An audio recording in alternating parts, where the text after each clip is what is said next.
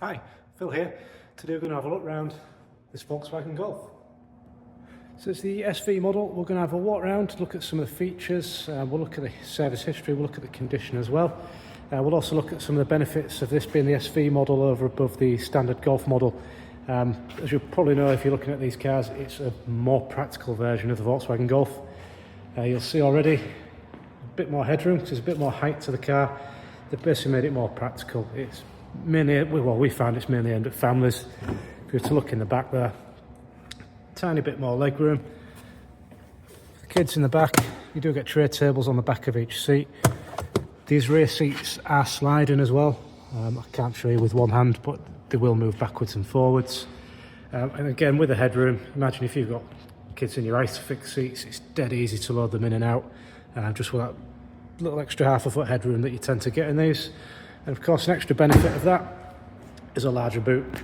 So I don't know anyone who's ever bought a car and asked for a smaller boot, but here we go.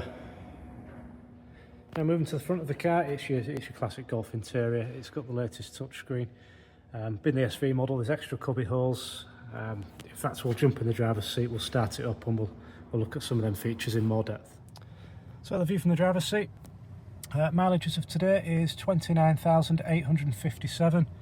As you would expect, you do get a multifunction steering wheel. It does have adaptive cruise control, really handy bit of kit. You'll find that on most Volkswagens. Yeah, it's one of the things you won't want to do without once you've experienced it. Other side of the steering wheel, handy for answering phone calls, changing radio, things like that. The extra little cubby holes you get, there is one down at the driver's side. A little bit of storage down there. Extra little bit on there. And as you know, if you're using cars as family cars, you always have got your hands full. Now, entertainment system, it's the latest flat touchscreen. I've got it hooked up to Apple CarPlay at the moment. It's got Android Auto as well, so a bit further down there is a USB input. I've plugged the phone in. Yeah, so Apple CarPlay, dead simple, same as Android Auto. All the apps you'll want for music, podcasts, maps. Well, Google Maps are live traffic maps, aren't they? So it is quite easy at the push of a button as well to just go back to the Volkswagen system. So if you don't want to do phone mirroring, you've still got satellite navigation, you've got DAB radio. Also on here you have the display for your parking sensors. So the car does have front and rear sensors as standard. And of course, as you'd expect, you've got air conditioning as well. Now back outside the car, we're going to have another walk around to look at the condition. I'll start at the front here and I'll just sort of work my way around the outside, then we'll look at the inside in more detail as well. I'm not going to point out stone chips, it's a used car, they're inevitable, but this is in really good condition for the age. It's low mileage for what it is. I don't think anyone's going to be disappointed coming down to look at this car. But a close-up of all the alloys. The car has just been MOT'd, it's just been serviced, there's no advisories. Tyres are all good tread. I can't see any dents standing out as I look down the car. Can't see any paintwork that needs rectifying. Look at this rear alloy, unmarked like the front one was. Now looking into the boot, we do still have a parcel shelf. A lot of people just take these out and then forget all about them. This one still has it. Given these are commonly used as family cars, it's quite common to see these rear bits on the boot all scuffed, but well, as you can see, this is good condition. The boots normally take a fair bit of wear and tear on these, but you see that's all good there. Let's look down the passenger side of the car. It's normally these two alloys on this side that can take some wear and tear, but these are all good. Door edge is looking good. Look at this alloy as well.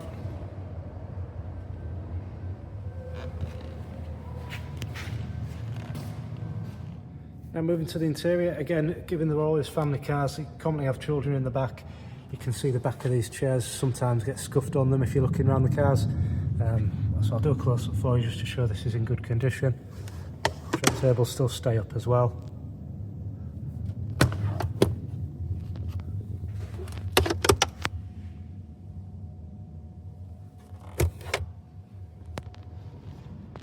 Now we'll look at the condition of the front seats. We'll start with the driver's one because, well, obviously that's the one that gets sat in every time the car's used. All good there. And all good there.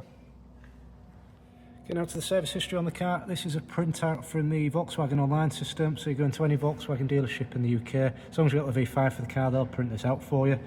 So you see there's a lot of services listed there at the main Volkswagen dealer network. Now we've also just, as of yesterday, had the car MOT'd, we've had it serviced, and the car's had a full check over as well. So yeah, you're receiving the car with 12 months MOT and a fresh service on it. This is just a copy of the MOT certificate, went through with no advisories. So there we go, that is the Volkswagen Golf. As everything, there's anything I've missed out, anything you'd like more detail on, just leave us a comment, send me a message, and of course there's more information about the car on our website, which is thecarhouse.co.uk.